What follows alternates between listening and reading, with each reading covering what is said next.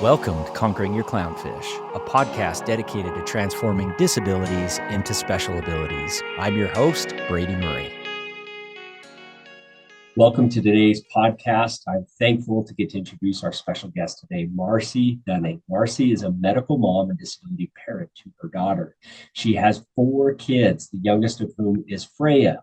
Freya was born with a rare condition called Cornelia de Lange Syndrome, also known as CDLS.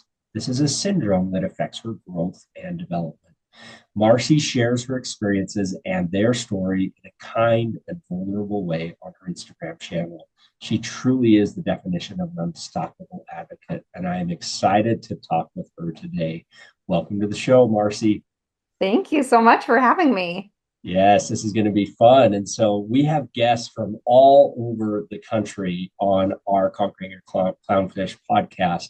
But it's awesome to have a guest from right here in my home state of Utah. So Marci resides just south in the southern part of the state. I'm in the northern part of the state, but great to have a fellow Utahn on. Yes, very fun. So Marci, can we start just sharing a little bit about your family, about your children, and then specifically if you could share about Freya? Yes, I have 4 kids. I have a 12-year-old boy, a 10-year-old girl, a 7-year-old girl, and then Freya is my youngest. She will be 5 in August, and she has Cornelia de Lange Syndrome. Yep. Could you share a little bit more about what that is? That's not a more common, I mean, it's definitely out there, but it's not a more common like Down syndrome or autism. Maybe share a little more on that. Yeah, it's a super rare syndrome. It affects growth and development, very slow growth, both in utero and then once they're out in the world, continues to be very slow growth.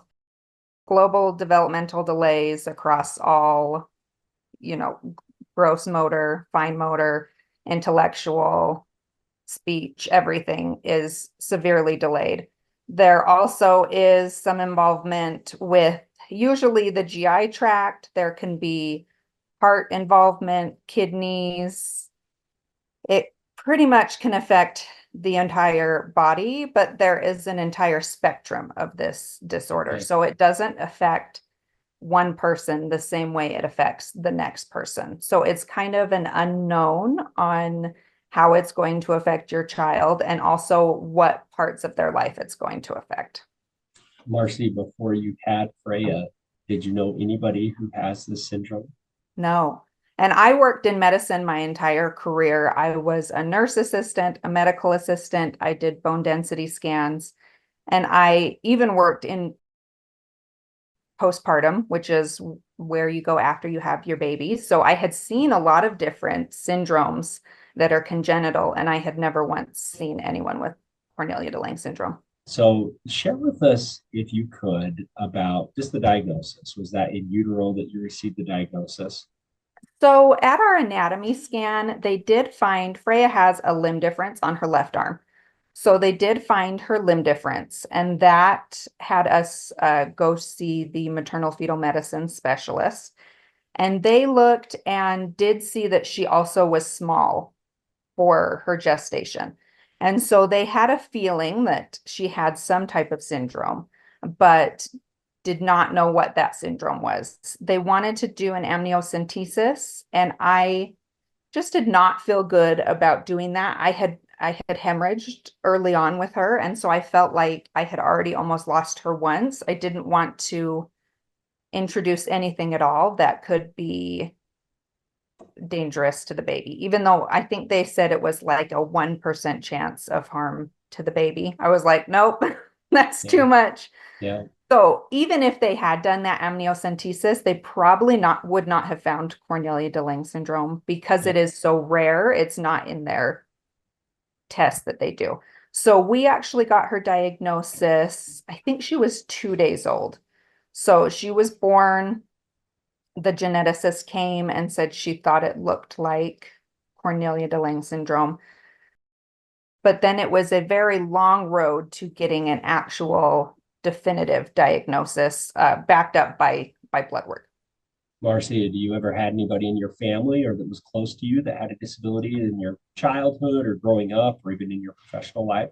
So I actually had a really good friend in elementary school that had Down syndrome. Her name was Heather. So I knew disability. My mom also had multiple sclerosis. And so even though she didn't consider herself disabled, she was disabled. Like it just was when it's in your life, it seems like less of a label and more of just how life is, right? And especially for my mom, it kind of was just how life was. Yeah. So as you received this diagnosis and then you obviously had Freya and then was able to get the exact diagnosis on what she had, what was that experience like for you? How did you handle that? And share with us now, 5 years later, how that has evolved. I did not handle it at first. So they tested her for Cornelia de Lange syndrome and it was negative. The blood test was negative. And so they then tested her for every other genetic syndrome that was linked to a limb difference, and those were all negative. So I just, in my mind, was like, well, then she doesn't have a syndrome. All the tests are negative. She doesn't have a syndrome. She's just a little behind and a little small. And, I had all the excuses in the book. I definitely was in the denial stage for a very long time. And then when she reached her first birthday, that to me was kind of like, oh, like she wasn't even sitting up on her own. She was eating purees, but nothing else. She wasn't babbling. She wasn't talking. That to me was when it really hit me like, okay, she definitely has a syndrome. And that's when things got very hard. I really grieved that diagnosis because for so long I had convinced myself that there wasn't a diagnosis to have. Did you find that during that first year when you had convinced yourself that there wasn't a diagnosis, those that were closest to you, would they try and convince you otherwise? So now I've talked to my sister. I have a sister that's a nurse as well. And I remember talking to her when Freya was about 6 months old, and I was like, everything's fine. She doesn't have a syndrome. And she's like, really? Are you sure? And I said, yeah, I'm with her every day. I'm sure. And she was like, okay.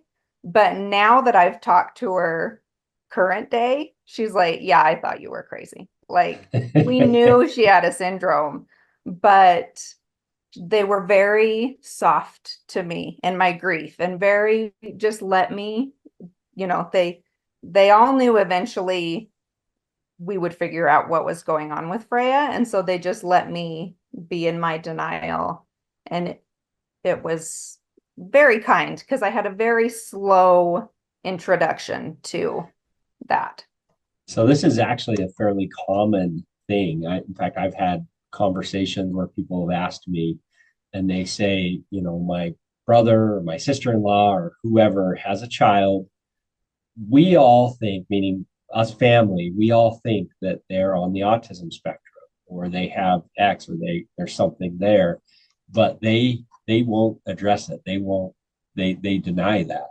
And so what counsel would you give to a family member or a close friend that in their mind they clearly see something is going on there, but yet the parent doesn't necessarily accept that or want to accept that? I just would say just be very kind because they're going through a life shattering change. It really is everything you thought your life would be is completely changed at that point. And so there is going to be some sort of stage of grief, right? Denial, acceptance. I know some people that accept it right away and are just gung ho. I know a lot of my friends where it's the denial. It's no, this can't be my life. I don't want it to be my life. It's too hard. I can't do it. And that's kind of where I was at. So just be very kind and very soft. And eventually, like my family knew, eventually we will figure out what is going on. But you could really hurt relationships by going at it too hard. And so I just say, give them their space, be kind and soft, and just be there for them when inevitably they'll need you. Yeah. How was this process? So from in utero potential, challenges to the first year where you're really figuring this out to really hitting that year mark and fully accepting that. So you'd shared your side of that story, your experience. How was that different for Chris, your husband? How was that different? And how is it the And same, possibly? we took turns that first year. He would come with research because, we're still Googling, we're still trying to figure out if something is going on. He would come to me and say, she has Cornelia de Lange syndrome. I know she does. Look at this article. Look at this kid I found. And I would be like, no, everything is fine. Everything's fine. And then I'd convince him that everything was fine. And then I would see an article or a kid or something, and I'd go to him and be like, oh no, she's got it. She's got Cornelia de Lange syndrome for sure. And he'd be like, it's okay. Look at her. She's doing great. And we really flip-flopped between like the panic and the denial, the both of us, which was nice because we could just like calm each other down and be like, no, it's okay. Everything's, and most of it was like, look at her, she's doing fine. Yeah. Which, now I know, well, like, yeah, duh, she can have Cornelia de Lange syndrome and be doing fine. Those Yes. things can coexist, but in our minds, that first year, they could not. Yep. It couldn't coexist that she had this ultra rare syndrome that was going to change our entire life and she was going to be okay. Like those things could not mesh. So we really just kind of balanced each other out and could be there for each other when we were completely panicking. So your oldest child is 7 years older than Freya, and then you have two that are a little bit closer. How was this process for your three children, your three older children? I feel like my oldest, he's the only boy and he's very analytically thinking. That's kind of just how his brain works. He's had the hardest time with it because I think he was so much older when she was born, and he was hearing kids in his class making fun of people with disabilities. And he just knew that life was going to be hard that way for her. So he voiced very early on, what if kids make fun of her? I don't want her to have this because it's not going to be the same. My two girls just completely embrace Freya, and they still do. Differences in everything. It was not hard for them at all. They just kind of were like, oh, that's how she is. Okay. But I do feel like it was more of an age difference and more that my oldest could have those complex thoughts because he was older, A, and two, his brain works that way a little more. He loves his sister. They share a lot of similar features and mannerisms, but he still is very worried about how her life is going to be out in society.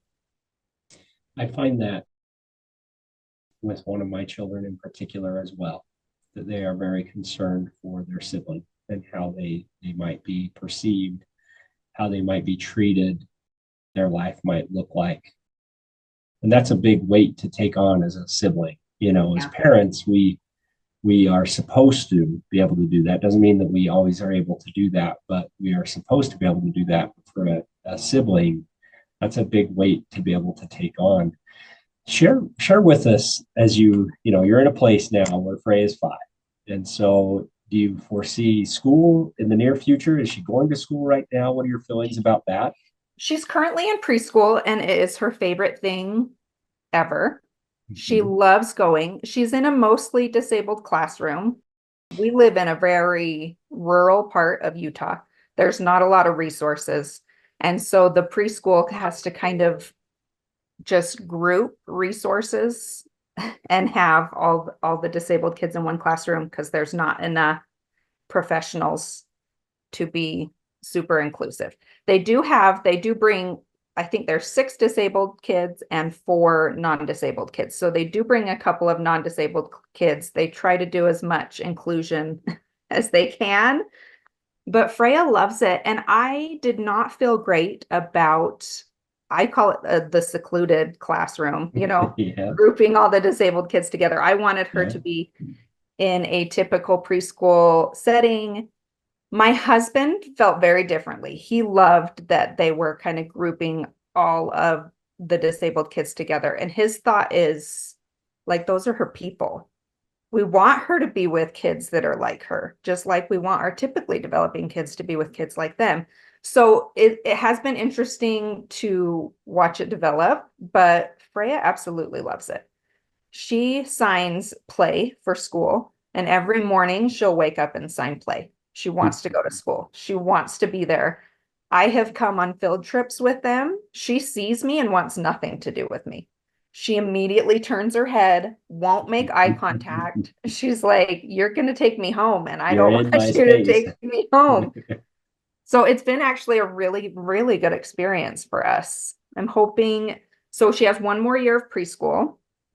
And then she goes to elementary school, which is a little terrifying for me. I'm hoping that is as good of an experience as the preschool experience has been. What are you most terrified about? I'm mostly worried that just the same things I was worried about in preschool, that they won't care for her as much as I do. They won't treat her with the respect she deserves. It's also a K-5 program. So she's this tiny little, she's 5 years old and she's 20 pounds. She's teeny tiny. And so she'll be in the classroom with all the way up to fifth graders of typical size. And that scares me that she could be accidentally hurt by another kid. Yeah, I understand that. As you look forward, and so you look into the future, whether that's 5 years or 10 years or even 20 years and beyond, what are you most excited about? I honestly can't look to the future anymore. It's something I always have been I've been a planner. I like to look to the future and see, but just the unknown of what that future will look like. I don't know if Freya will be here a year from now. I don't know if she could be here 20 years from now. There's no way of knowing with Cornelia de Lange syndrome what her life expectancy is. And so I have very much turned to focusing on today. And it very much is a today. Like I have a hard time even making plans with people 2 weeks in the future because I don't know what that's going to look like 2 weeks from now. So I just have become very content with looking at today. And today she's healthy and happy. And that's all I can really focus on as far as, my mental health will allow me. Because if I look any further, I start spiraling of, is she going to Yes. be here? Is she not going to be here? Is she going to need more care? Am I going to be able to care for her? Is that going to fall on the siblings as a burden? It's just all too much. So I just focus on right now. Marci, in the questions, we like to send for our listeners, we like to send out a questionnaire that our guests will fill out. You may answer specific questions just as a preparation for a podcast. In your questionnaire, we had asked what your biggest fear is. And if you're open with me sharing this, I will read this. You simply say, the fear of losing her. I know it will come, and I worry it will tear me apart. You Yeah. touched on that a little bit today. And could you share a little more about your feelings with that and how you're processing that right now? I lost my mom 9 years ago. She had MS and ended up getting sepsis and dying. And losing someone so close to me was so hard. And I can tell you 100%, I did not love my mom as much as I love my kids. So knowing that more than likely I will outlive her is really just gut-wrenching feeling. And I don't know, I don't know what that's going to look like. And I don't know what it's going to do to me and my family. Because I've seen what my mom's loss did to my family and how it changed. And I I just don't want that to happen to our family. So it's it's hard. It's called anticipatory grief, grieving something that you know will happen but hasn't happened yet. And I find that to be very difficult. And even for my kids, they will, because in our community, we lose kids all the time. And my kids see that. And they say all the time, I hope Freya, that won't be Freya. I hope Freya will live long enough that, I can take care of her. My two girls fight constantly over who will get to take Freya when they have their own family, because they really see her as like almost like their baby, right? And so my kids will always say, oh, I hope that Freya lives long enough to get to move in with me. And I hope that too. But it's the unknown can really mess with you mentally. And knowing that it's going to come, but not knowing when it will come is kind of just an ever-present thing in our household. I understand that. That's a very real weight. That's not something that a lot of families, most families don't have to carry that weight. And I can only imagine what you and your family, your children, Chris, are experiencing as you process that, which makes a lot of sense on why you had said what you said, that you live in the moment.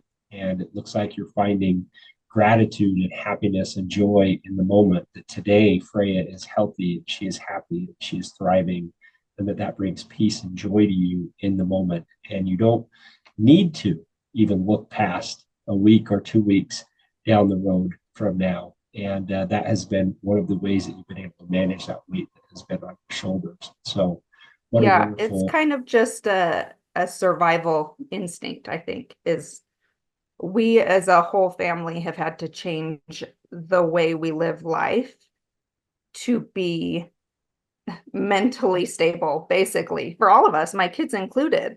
We can't think too far ahead, because if we do and that doesn't include Freya, that's heartbreaking. But also if we do and it does include Freya, that's a whole other sort of not heartbreak, but just knowledge that I am going to get older and it's going to be harder to take care of her. And then what happens? And I don't want to assume that my kids will take her, even though they're saying that now at, 10 and 7.